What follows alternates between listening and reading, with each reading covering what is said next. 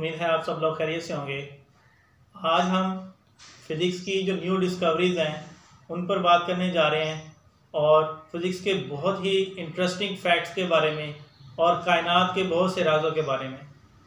तो स्टूडेंट्स, सबसे पहले अगर हमारे चैनल को आपने सब्सक्राइब नहीं किया तो सबसे पहले हमारे चैनल को सब्सक्राइब कर लें ताकि हमारी आने वाली नेक्स्ट जो वीडियोज़ हैं वो आपको रिसीव होती रहें। तो सबसे पहले बात कर लेते हैं ब्लैक होल की।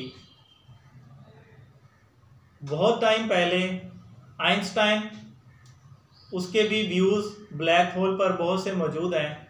इसी तरह जो रिसेंटली हमारे पास साइंटिस्ट है स्टीफन हॉकिंग की जो बहुत ज़्यादा रिसर्च है वो भी इसी चीज़ पर है।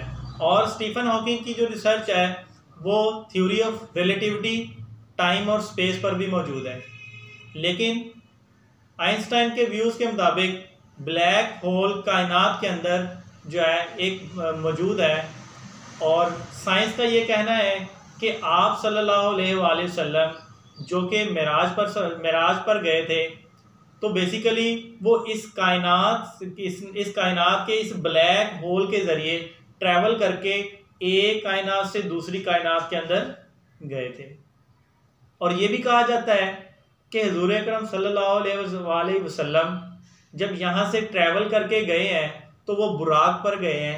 बुराक दोस्तों, जैसा कि आपको वर्ड से पता चलता है कि बुराक का लफ्ज़ निकला है बर्क से, और बर्क का मतलब होता है बिजली।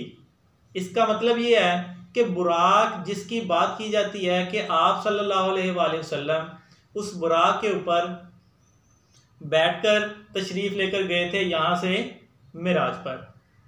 तो उस बर्क यानी उसकी जो रफ्तार है वो कितनी थी? बिजली की रफ्तार थी।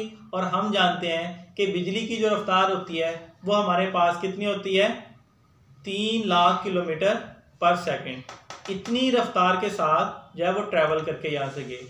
और दूसरी बात कि ब्लैक होल का, जिस पर बहुत सी ऐसी जो है न्यू रिसर्चेज जो है वो चल रही हैं, साइंटिस्ट का ये कहना है कि ये जो ब्लैक होल है ये कैसे, सबसे पहले हम देखते हैं कि ये क्रिएट कैसे हुआ है।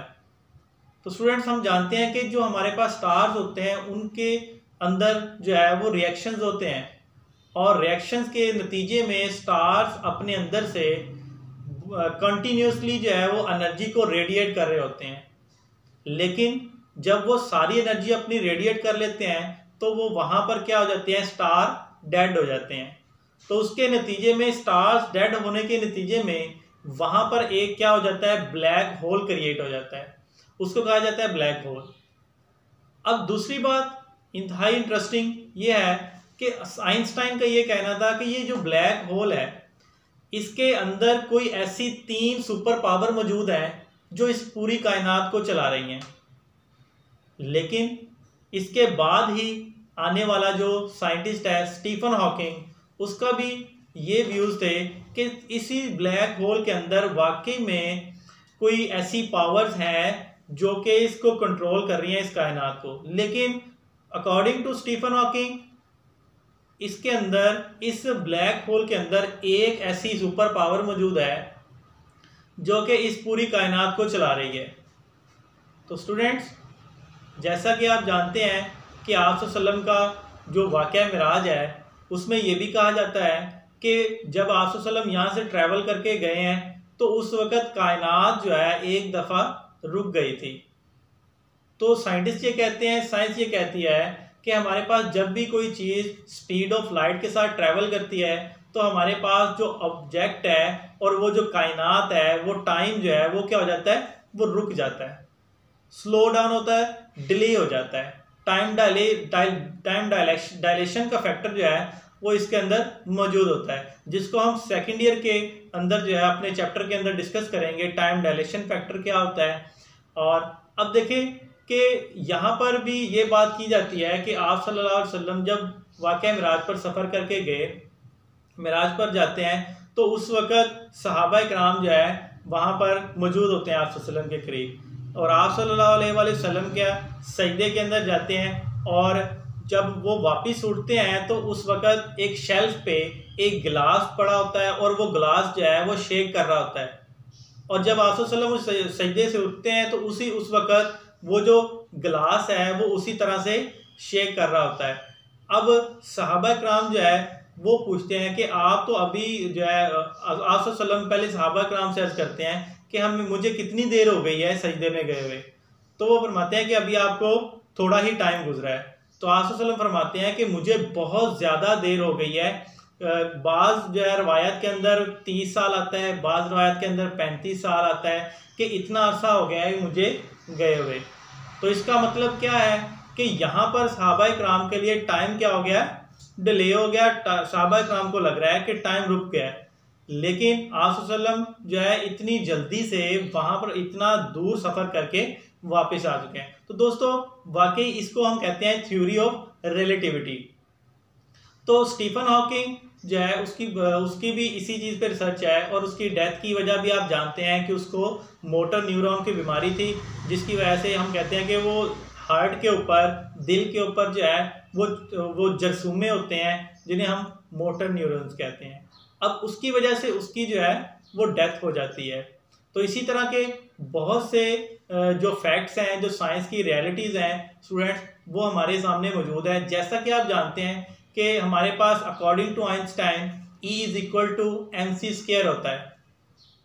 इसका मतलब क्या है, इस इक्वेशन में हमने ये पढ़ा कि energy can convert into matter and matter can convert into energy. इसका मतलब ये है कि जो एनर्जी है वो मैटर में कन्वर्ट हो सकती है और मैटर एनर्जी में कन्वर्ट हो सकती है। तो स्टूडेंट्स इसकी एक हमारे पास जिंदा मिसाल एक हमारे पास जो है फोटोकॉपी मशीन है।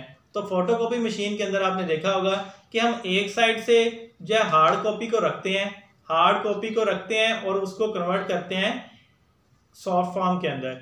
यानी हार्ड फॉर्म क्या है, मैटर है, और मैटर को हमने किस में कन्वर्ट कर दिया, एनर्जी में। उस एनर्जी को हम कहाँ पर देख रहे होते हैं, हम लैपटॉप की या कंप्यूटर की स्क्रीन के अंदर। अब इसी तरह फिर उसको हम फाइल को सेव करके कहाँ पर जो है डिलीवर करते हैं, हम दुनिया के किसी भी कोने में मौजूद किसी भी जगह पर मशीन पे जो है उसको ट्रांसफ़र करते हैं। तो वहाँ पर दूसरी साइड पे मौजूद पड़ा हुआ जो स्कैनर है उसको क्या करता है, अगेन उस एनर्जी को कन्वर्ट करता है हार्ड कॉपी के ऊपर और उसको निकाल लेता है। तो इसका मतलब है कि ये वाकई हमारे पास जो E=mc² जो इक्वेशन है ये एग्जिस्ट करती है। लेकिन वैसे एक सोचने की बात, यहाँ से हमें एक न्यू आइडिया जो है वो जनरेट होता है कि इंसान जो है वो भी तो एक मैटर है। तो इसका मतलब है इंसान मैटर है, तो मैटर को भी कन्वर्ट किया जा सकता है एनर्जी में। तो स्टूडेंट्स इस पे बहुत सी रिसर्च जो है वो चल रही है कि इंसान को किसी ऐसे तरीके के ज़रिए कि हम मैटर को कन्वर्ट करें एनर्जी में और दुनिया के जिस मर्जी कोने से इंसान को उस साइड से निकाल लें। तो इस पर एडवांस ये जो रिसर्च है जो चल रही है, जो मैं आपके सामने जो है पेश कर रहा हूँ। तो स्टूडेंट्स ऐसे ही बहुत सी रिसर्चेज इंशाल्लाह हम आपके सामने लाते रहेंगे। तो हमारी नेक्स्ट वीडियो जो है वो इंशाल्लाह हम जो है फर्स्ट ईयर का जो चैप्टर नंबर 1 है उसका टॉपिक नंबर 2 फिजिकल क्वांटिटीज जो है उसको डिस्कस करेंगे। तो उससे पहले हमारे चैनल को लाइक, सब्सक्राइब और शेयर करें और साथ दिए गए बेल आइकन पर क्लिक करें ताकि हमारी जो नेक्स्ट आने वाली वीडियोज़ है वो जल्द से जल्द आपके पास रिसीव हो जाए। Thank you so much. अल्लाह हाफिज़।